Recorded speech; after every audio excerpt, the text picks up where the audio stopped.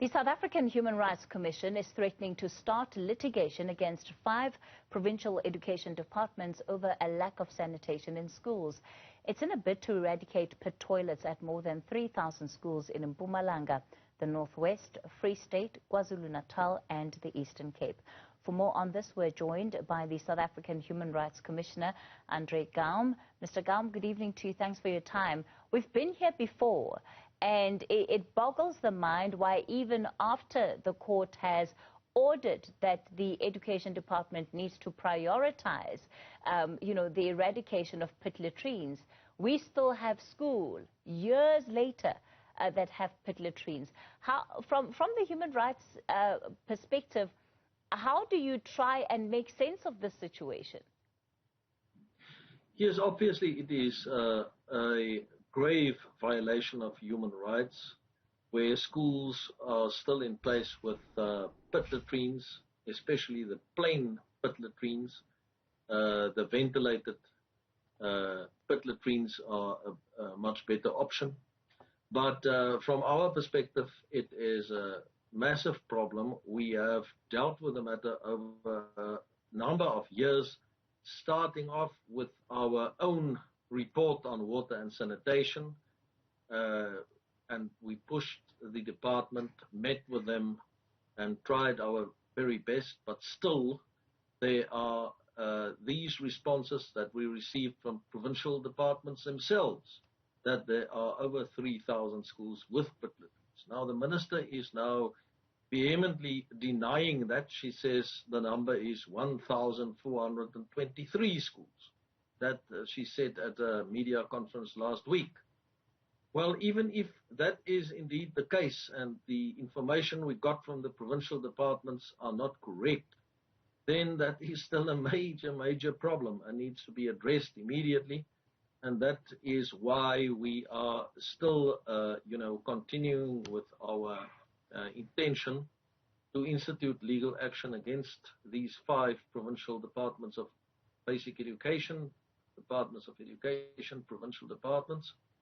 And we are also on the verge of writing a letter of demand in that regard to the minister herself, because the minister is indicating that plans and so on are readily available. We, even as the Human Rights Commission, don't find those plans to be readily available, because when we ask for them, we don't receive them from the provinces or from the national department.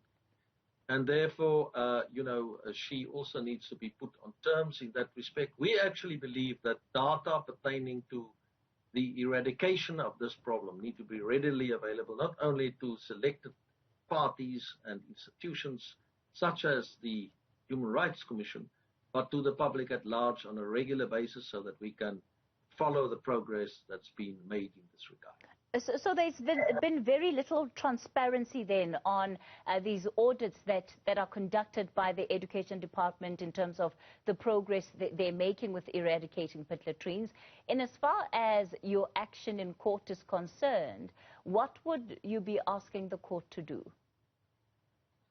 Well, mainly we will ask for a structural interdict, which means that the national department and provincial department should provide us with a very clear costed plan with time frames, not only for the eradication of pit latrines and the putting in place of adequate sanitation facilities, but also with regards to the continued maintenance of facilities, which is a very important matter, as well as the covering up and securing of unsafe structures. That is the main cause for the deaths and injuries we've seen among learners. So that is in essence what we would request the court to grant, and then also for them to report back on progress, not only to the court but also to the commission, and to provide data on the improvements that are being made on a regular basis, and up-to-date data, not old data. So as it stands, are you looking to take this matter to court immediately, or are you giving the Education Department an opportunity to furnish you with this information within a particular time frame? Yes, well, what we will do is we will put the National Minister of Education, Basic Education, on terms as well to provide us with very specific costed plans and timeframes as to how they are planning to eradicate this problem.